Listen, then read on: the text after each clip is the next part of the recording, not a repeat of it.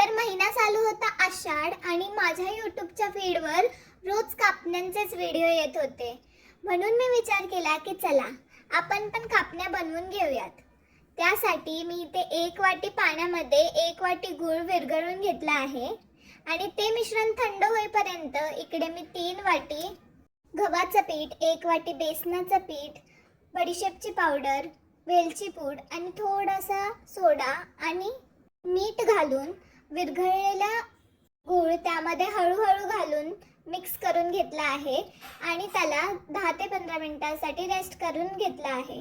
नंतर मी त्याची लाटी लाटून घेतली आहे आणि त्याला कापण्यांच्या आकारामध्ये कट केला आहे. नंतर मीडियम ते हाय फ्लेमवरती मी कापण्या तळून घेतल्या आहेत.